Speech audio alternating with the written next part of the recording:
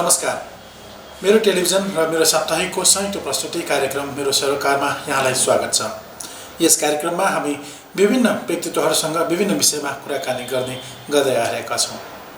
हामी सबैलाई थाहा छ, नेपाल बहुभाषिक, बहुधार्मिक र बहुसांस्कृतिक देश हो। यस देशमा हरेक दिन विभिन्न जात्रा पर्व संस्कृतिहरू मनाइँदै आइन्छ। यसै क्रममा दशैंका अवसरमा मनाइने एउटा महत्त्वपूर्ण जात्रा हो पचली भैरवको जात्रा। यही पचली भैरवको जात्राका सम्बन्धमा आज हामी कुराकानी गर्न गइरहेका छौँ। यस पचली भैरव जात्रा व्यवस्थापन उपसमितिका संयोजक बालकृष्ण महर्जनज्यूसँग आउनुहोस्, उहाँलाई कार्यक्रममा स्वागत गरौँ। बालकृष्ण दाइ, तपाईँलाई कार्यक्रममा स्वागत छ। सर्वप्रथम त यो पचली भैरव जात्रा यो वर्ष यसको तयारी कस्तो भइरहेको छ, त्यही बारेमा अलिकति जानकारी गराउँ। यो चिजमा अब कोभिड-19ले गरेर अब यो गर्ने कि नगर्ने नाम नि धेरै चरण चाहिँ सल्लाह भयो। तर सल्लाह भएपछि हाम्रो जुन चाहिँ यो पुजारीहरूसँग सम्बन्धित मान्छेले यो जात्रा चाहिँ नगरी नहुने नै भयो। किनभने यो जुन चाहिँ भगवान् घुम्ने भगवान् त्यो देव छ, त्यो एक घरमा एक वर्ष मात्रै बस्छ। फेरि त्यो राउन्ड चाहिँ घुम्नै पर्ने रहेछ। त्यस भएको नाताले त्यो गर्नै पर्ने भयो। त्यस भएको नाताले त्यसको लागि अनि हामी सबै सल्लाह गरेर ल गर्नै पऱ्यो भने अनि व्यवसाय गयो। त्यहाँबाट चाहिँ करिब मौखिकबाट हामीलाई स्वीकृति नै दियो। अनि हाम्रो यो कालीमाटीमा गेस्ट हाउसमा पनि हामी सल्लाह गऱ्यौँ, जनसेवा पनि देश विषयमा कुरा गऱ्यौँ। अहिले चाहिँ करिब गर्ने भनेर करिब निश्चित नै भयो। हजुर, जात्रा भन्दा साथै त्यहाँ हजारौँ मानिसको भिड हुन्छ।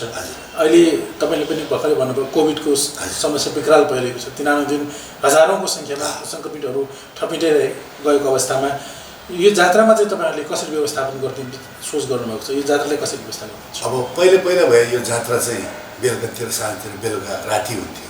अब यसपालि चाहिँ राति नगर्ने, यो दिउँसै गर्नु थाल्यो। दिउँसै गर्ने यो जात्रालाई, किनभने सकेसम्म धेरै सहभागी नगरौँ। हाम्रो उद्देश्य चाहिँ के छ, पटक हामीले मिटिङ हाल्यो। मिटिङ हालेपछि जस्तै बाजागाजाको व्यक्तिहरूलाई भयो, निशा पूजाहरूलाई भयो, उहाँहरूले चाहिँ यसपालि चाहिँ जात्रामा चाहिँ पछिल्लोमा चाहिँ सहभागी नहुँ, जुन ठाउँमा रोडमा हो आफ्नै ठाउँमा त्यही बसेर चाहिँ जात्रा चाहिँ मनाउनु हामीले बसिरहेको छौँ। हजुर, भन्दाखेरि यो वर्ष बाजागाजाहरू यो जात्रामा सहभागी हुँदैन? हजुर, एकदम न्यूनै हुन्छ। एकदमै त्यो नहुने एउटा त्यो हाम्रो मालीहरूको बाजा छ, त्यो त राख्नै पर्दैन। नहुने त्यो एउटा र सायद चाहिँ त्यो गणेश भगवान्को ल्याखी एउटा हुन्छ। त्यो दुईवटा बाजा बाहेक अरू बाजा चाहिँ आफ्नो आफ्नो ठाउँमा मात्र हजुर स्वागत गर्ने हिसाबमा मात्र बस्छन्। यो जुन पचली भैरवको जात्रा छ, यो जात्रा पहिले र अहिले जात्रा व्यवस्थापन समिति आइसकेपछि के भिन्नता पाउनु भएको छ, तपाईँले त्यो बारेमा अलिकति बताइदिनु। अब पहिला त सायद चाहिँ भाइहरूलाई थाहा छैन, यो जात्रा त पहिला त धेरै अव्यवस्थित छ। किनभने यो राति हुन्थ्यो। राति हुँदाखेरि पचली भैरव जात्रा हुनासाथै अलिकति मान्छेहरू पिएर अनि झगडै मात्रै धेरै हुन्थ्यो। पछि भयो भने यहाँबाट चाहिँ जुन पञ्चमीको दिनमा, चौथीको दिनमा त त्यति प्रब्लम हुँदैन। पञ्चमीको दिनमा जुन यहाँ हाम्रो पचली भैरव र त्यहाँ हनुमान ढोका लगाउनुपर्छ। त्यो लगाउँदाखेरि कयौँ पटक त पछि त्यो फर्किने बेलामा चाहिँ गाह्रै भएको पनि थियो। बिहानसम्म पनि भएको थियो। किनभने पछि जब यो जयसीदेव माथि गएर हनुमान ढोकासम्म पुग्छ मान्छे हुन्छ, पछि त फर्किँदा मान्छे नै हुँदैन। त्यस्तो अवस्था पनि आयो। तर अब यो जुन चाहिँ हामीले 7-8 वर्ष भयो जुन जात्रा व्यवस्थापन समिति गर्ने गरेर सबैको सहयोगले यो अब त्यो बेलादेखि चाहिँ त्यस्तो चाहिँ भएको छैन। हामीले सबैले अब भोलिटोडै भनौँ सबैको सहयोगले राम्रोसँग। पचली भैरव जात्रा गुठी अन्तर्गत सञ्चालन हुने होइन? होइन, यो गुठियारहरू अलग्गै छ। त्यो सम्बन्धितहरू चाहिँ धेरै छ। त्यहाँ 8-10 व्यक्तिहरू नै छन् खलखलकै। हिजो मैले चाहिँ सबैलाई राखेर उहाँलाई चाहिँ राखेर चाहिँ कुरा गरिसक्यो। तर हामी त एउटा स्वेच्छाले भगवान् आजबाज हामी भन्छौँ, पचली भैरवले आस्था भएकोले यो गर्नुपर्छ। यो हाम्रो यो कोहनी भन्छ, त्यहाँको जात्रा हो, हामीले चाहिँ गर्नुपर्छ, सहयोग गर्नुपर्छ भने हामी त एउटा सहयोग भएको। यो जुन गुठी खलकहरू छ, उहाँहरूले चाहिँ तपाईँहरूसँग कसरी समन्वय गरिराख्नु भएको छ? अहिले त यङ्गालमा छ। यङ्गालबाट अनि एक गते त्यहाँबाट कोइते जान्छ, हाम्रो चित्रकारहरू जान्छ। त्यहाँबाट चाहिँ 4 गते चाहिँ त्यो चित्रकारबाट चाहिँ हाम्रो थकोजुजु भीमसेन थान त्यहाँ जान्छ। त्यहाँबाट चाहिँ पचली भैरव आउँछ। अनि त्यहाँबाट चाहिँ उठेर अनि पञ्चमीको दिनमा पचली भैरवबाट अनि गोफल भएर लगन भएर जयसीदेव हनुमान ढोका पुग्छ। हनुमान ढोका त्यहीँबाट फर्केर त्यही रोडबाट फर्केर आएर यो ब्रह्मपुरमा शेर भैरव हुन्छ। हजुर। सेयर भएर घुमेर त्यसपालि चाहिँ ज्यावा भन्दाखेरि एङ्गालबाट यसपालि ज्यादा जान्छ। यो जुन पचेल भैरवको स्थानान्तरण हुन्छ नि त्यो प्रक्रिया चाहिँ कसरी छ? यो पछि यो भन्ने कुनै निश्चित रूट छ कि वा त्यो पालो लिनको लागि कसरी केही गर्नुपर्छ? त्यो उहाँहरूको चाहिँ 12 खलक रहेछ, त्यो 12 जनै रहेछ, त्यो रनिङ नै हुने रहेछ। कसको पालो हो उसकै घरमा चाहिँ जाने रहेछ। त्यो जुन चाहिँ देउटा चाहिँ तपाईँको भए तपाईँकै घरमा, उहाँको भयो उहाँकै देउटा, त्यो राउन्ड रहेछ। अनि चाहिँ 1 वर्ष यहाँ पचेलीमा त्यो ऊ भयो, 1 वर्ष घरमा बस्नुपर्छ उहाँहरूको, 2 वर्ष पालो। हजुर। यो जुन पचेली भैरव जात्रा तपाईँहरू व्यवस्थापन समितिले जात्राको व्यवस्थापन गरिराख्नु भएको छ। पचेली भैरवलाई तपाईँले भन्नुभएको छ त्यो क्याम्पो घरमा राखिन्छ। त्यो घरमा राखिसकेपछि त्यतिकै सकिने हो कि त्यहाँ पनि केही पूजाहरू गर्नुपर्ने, त्यो केही काम गर्नुपर्छ घरमा पनि? होइन, त्यो 1 वर्षसम्म त त्यो घरमा पनि हरेक दिनमा पूजा गर्छ। त्यहाँ हामीहरू पनि गएर चाहिँ दर्शन गर्न जान्छ, धेरै मान्छेहरू जान्छ। त्यो 1 वर्षसम्म त्यहाँ ओपनै हुन्छ, बिहान बेलुका खुल्छ, पूजा गर्छ, त्यो गर्दै पर्छ। यो यसरी गर्नेहरूको लागि पनि तपाईँहरूको तर्फबाट केही व्यवस्था भइरहेको छ कि त्यो पालो पर्नेहरूले आफैले व्यवस्था गर्नुपर्छ, त्यसको लागि के छ? होइन, त्यो चाहिँ पालो पर्नेहरू उहाँले नै गर्नुहुन्छ, त्यो हामीसँग सम्बन्ध भएन। हजुर। होइन, उहाँहरू त यो अरू त सबै चाहिँ गुठीबाटै चलाउने रहेछ, त्यो गुठियाहरूसँग गुठीबाटै सम्बन्धित छ। हामी चाहिँ त्यसमा सम्बन्धित भएन। हजुर। ठकुजुजूको पनि तपाईँले अघि नाम लिनुभयो। यो ठकुजुजू भनेको के हो? अनि उहाँहरूको यो पचेली भैरवमा कस्तो सम्बन्ध हो त्यो बारे पनि अलिकति प्रकाश पार्नु। ठकुजुले भने सुनिरहेको अनुसार पहिला नेवा होइन, नेवा जुजू भन्छ। अब त्यो भएर राजै भन्नु पऱ्यो। उहाँहरूको चाहिँ आदेश सबै पहिला मैले सुनिरहेको बेला चाहिँ यो पचेल भैरवको जात्रामा जति पनि व्यवस्था गर्नुपर्ने पहिला त ठकुजुले नै गर्ने रहेछ। हरेक जस्तै गणेशलाई चाहिँ त्यो सामान दिने, दिने, पचेल भैरवमा के दिने सब चाहिँ ठकुजुले नै गर्नुपर्ने रहेछ। तर अहिले चाहिँ त्रुटि हुँदै गयो। उहाँहरू पनि अब उहाँहरूको पनि राउन्ड घुम्ने रहेछ, त्यो उहाँहरू पनि 4 दाज भइरहेछ, त्यसको चाहिँ पालो हुँदो रहेछ। अहिले पनि गर्छ, यहाँ ठकुजुले पूजा गर्छ।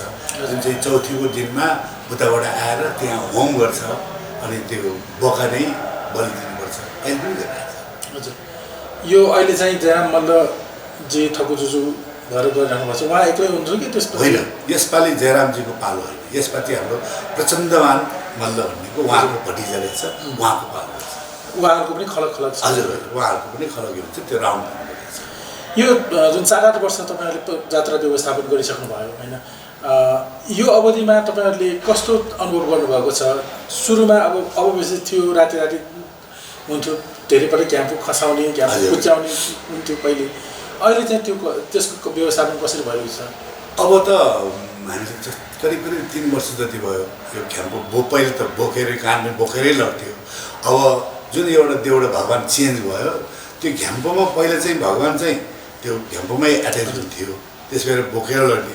तर जुन यो भगवान् चेन्ज भयो, त्यो घ्याम्पो बनाइदियो, त्यो जुन चाहिँ मूर्तिको आकार छ नि त्यो एट्याच भएन कि यो बाहिर नै आयो कि बाहिर आउँदाखेरि अब त्यो जात्रामा तपाईँहरूले पनि देखेँ होला, अब बोकेर लान्थ्यो हे आज हो भनेर भन्छ, माथि नै कहाँ भ्यायो त्यही तान्छ। अब त्यो बाहिर आइरहेको सबै चाहिँ भगवान्ले समातिरहेको हतियारहरू त टुक्रो हुन्छ, एक तरह खस्छ, त्यो लड्यो भने त त्यसले चाहिँ मान्छेलाई नै घाइते पनि हुनसक्छ। त्यस बेलाले अनि 3 वर्ष जति भयो हामीले सबैले सल्लाह गर्दै यो भगवान्लाई त बोकेर लाग्यो त यो त एक्सिडेन्ट पनि हुनसक्छ, भगवान् पनि बिग्रिन्छ, यसरी भएन भन्दाखेरि अनि चाहिँ हामीले चाहिँ बोकेर जुन चाहिँ हाम्रो मोह भन्छ त्यो राखेर बोकेर अहिले चाहिँ यो लोन राखेर बोकिसकेपछि चाहिँ कुनै विवादहरू भएन?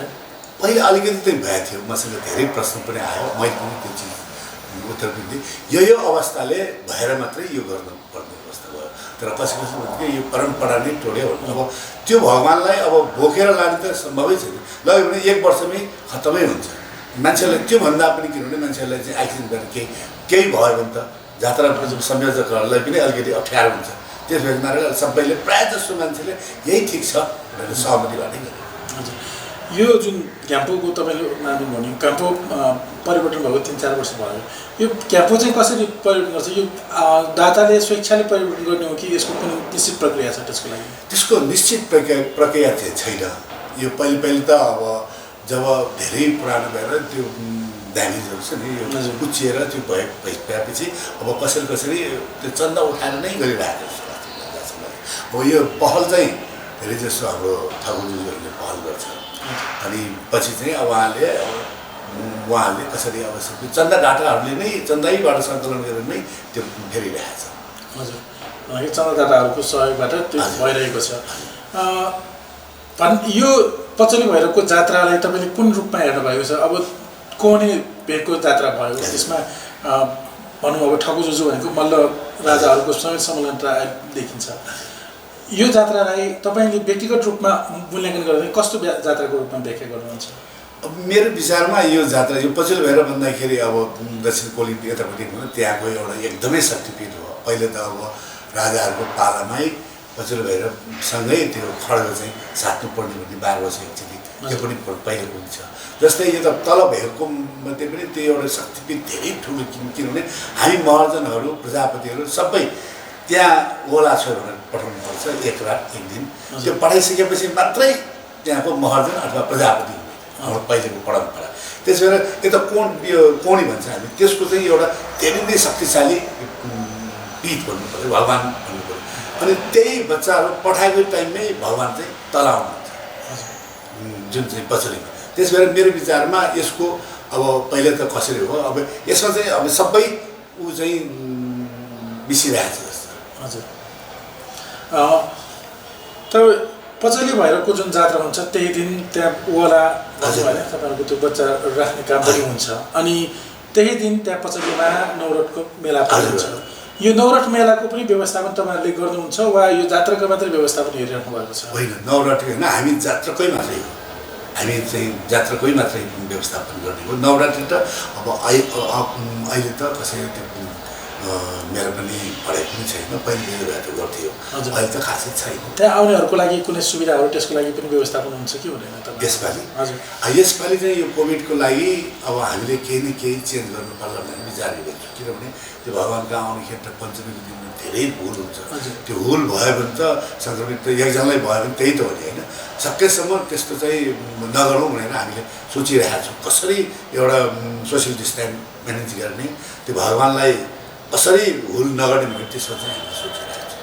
तपाईँले भन्नुभयो अनुसार अब यो पचली भैरवको जात्रा 1 गते सुरु हुन्छ। हजुर, 1 गते जुन यङ्गालमा अहिले भगवान् विराजमान हुन्छ त्यहाँबाट चित्रकारको घर जान्छ। त्यसपछि चित्रकार कहाँबाट ठकुजुजु कहाँ जान्छ र ठकुजुजु कहाँबाट पचली भैरवमा आउँछ। यो 3 दिन हुँदाखेरि त्यो घ्याम्पोलाई बोकेर लाने त्यहाँ पुर्याउनको लागि मान्छेहरू जनशक्ति त चाहिन्छ। त्यो जनशक्तिको व्यवस्थापन चाहिँ तपाईँले कसरी गर्नुहुन्छ? यसपालि चाहिँ जनशक्ति धेरै थोरै मात्रै 90 नहुने मान्छेहरूलाई मात्रै समावेश गर्ने प्रयास छ। सबैलाई हामीले अनुरोधै गरेको छौँ यसपालि चाहिँ जात्रामा सहभागी नहुनुहोस्। अब यस्तै चिजमा अब 8-10 जना भोलिन्टियरहरू हामी पनि मिलाइरहेका छौँ। जस्तै अब यो जुन चाहिँ यो पालाहरू भन्नुभयो उहाँहरूलाई पनि हामीले तपाईँहरूले पनि चाहिने अलिकति मान्छेहरू चाहिँ राख्नु है। अब यसपालि चाहिँ बाहिरको मान्छेहरूलाई धेरै चाहिँ दुःख नदिउँ, हामीले नै गरेर हुलमुल नगरौँ भनेर त्यसरी चाहिँ मिलिरहेको छ। भन्दाखेरि कति स्वयंसेवक चाहिँ परिचालन गर्ने योजना? यसपालि चाहिँ धेरै चाहिँ नगर्ने, यस्तै 20-30 जना मात्रै गर्ने भन्ने 20-30 जनाले यो जात्रा सम्पन्न हुन्छ? होइन, सम्पन्न त यो त्यो भोलिन्टियर त वास्तवमा चाहिँ मान्छे भएन भने त चाहिँदै नचाहिने हो, चाहिँदै नचाहिने। त्यो त किनभने अझमा चाहिँ अलग्गै जान्छ, हाम्रो गणेश भगवान् चाहिँ उसको अलग्गै जान्छ। त्यो जुन चाहिँ बोक्नेलाई छ नि, त्यो बोक्नलाई मिनिमम पहिले त धेरैले बोक्छ। अब यो सल्लाह भन्दाखेरि यसो 12-14 जना मान्छे भयो भने त्यसलाई बोक्न सकिन्छ। किनभने पहिले जस्तो होइन, अहिले त त्यो मोलमा राखेको हो। त्यो हिसाबले सकेसम्म मान्छे कम गरौँ भने अब हाम्रो अनुरोध त्यो हो। अब जात्रामा हामीले कसैलाई नआऊ पनि भन्न सक्दैनौँ होइन, भगवान्को जात्रा त्यो भन्यो भने त अप्ठ्यारो हुन्छ। तर हामीले अनुरोध चाहिँ गरिरहेको छ। यहाँलाई धेरै धन्यवाद छ। अन्तमा हाम्रो यो मेरो साप्ताहिकको पाठक र मेरो टेलिभिजनका दर्शकहरूको लागि तपाईँको केही सन्देश समिति राख्न चाहन्छु? यहाँलाई पनि धेरै धेरै धन्यवाद। यहाँहरूकै टेलिभिजनबाट म विशेष सबैलाई अनुरोध गर्न चाहन्छु कि यो कोभिड-19ले गरेर पहिले भए मैले धेरै कार्यक्रममा चाहिँ यस यो जात्रामा सहभागी हुनु भनेर मैले धेरै अनुरोध गर्थेँ। तर यसपालि चाहिँ यो पचलीमा चाहिँ आएर चाहिँ सहभागी नहुनु भनेर अनुरोध गर्नुपर्ने, तर समय परिस्थिति यस्तो भयो। त्यसो भएर मात्रै यो तपाईँको टेलिभिजनबाट यही एउटा पनि विशेष अनुरोध गर्न चाहन्छु। धन्यवाद तपाईँलाई। उहाँ हुनुहुन्छ बालकृष्ण महर्जनज्यू, उहाँ पचली भैरव जात्रा व्यवस्थापन उपसमितिका संयोजक हुनुहुन्छ। उहाँसँग आज हामीले पचली भैरव जात्रा यस वर्ष कसरी मनाउँदै हुनुहुन्छ, यो जात्राको व्यवस्थापन कसरी गर्नुहुन्छ भन्ने बारेमा चर्चा गऱ्यौँ।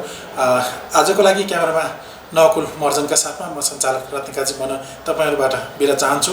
यो च्यानललाई लाइक सब्सक्राइब गर्न नभुल्नुहोला भन्दै आजलाई बिदा चाहन्छु। नमस्कार, धन्यवाद।